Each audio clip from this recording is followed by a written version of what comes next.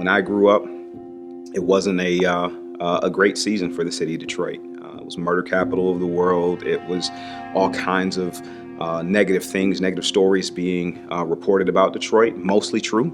And it was just a rough time. I remember by the time I was 18, me and some of my friends, we celebrated just the fact that we had made it to 18 as young men in the city. But having the gospel, me and my friends, we had the gospel. And that was something that pushed us through. It pushed us to go off to college. It pushed us, even after graduating from college, to come back to the city and say, we want to be what we didn't see within the city.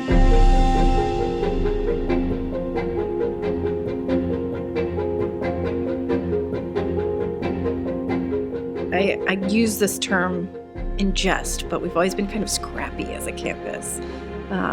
Really good at adjusting ourselves, our resources, our materials to fit where we are and where we want to go and who we want to serve.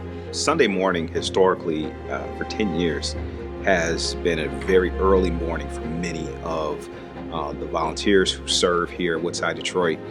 They're up 5:30, 6 o'clock in the morning into the building by 7 a.m. to begin the process of unloading.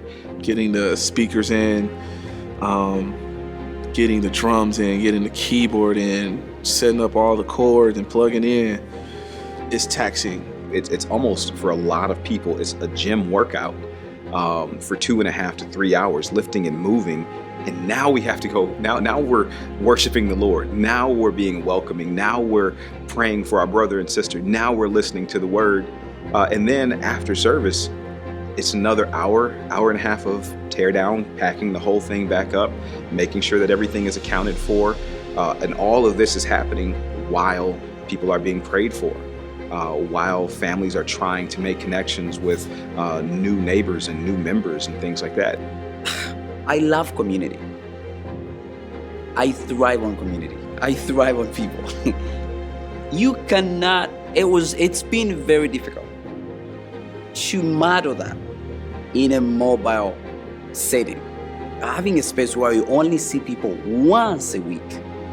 And then everybody's like, oh, finally, we are here.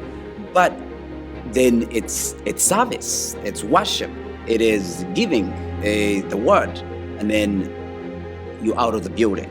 Somebody is standing at the door with the keys, ready for you to walk out and lock that building.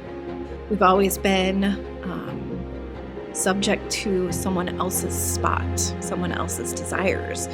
So then we've had to really say, like, Lord, how do you want ministry to look within the confines of somebody else's ideas of the space?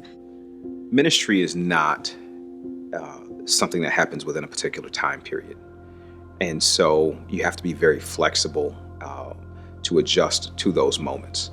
There's times where you need to gather. There's times where you need to get together to pray, and a location gives you a rallying point. You really want people to be able to worship in neighborhoods. I think that's one of the beautiful things about our church, is that we're so connected to the communities that we're in.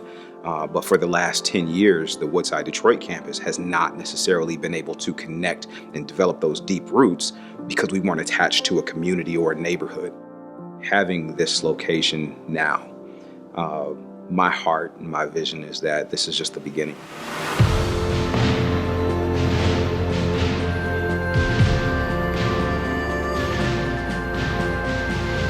I look back on my childhood and I think, man, the best times were me scooting under the pews at church, and I knew the ins and outs of the building, and I knew the pastor and they knew me, and there was this familiarity about being within a church community.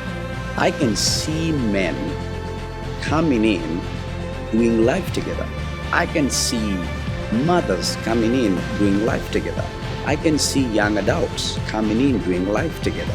Some people have an idea of, Woodside, since it's different locations, and they're like, Detroit? It's like, no, like Woodside, like we here in Detroit, like we here.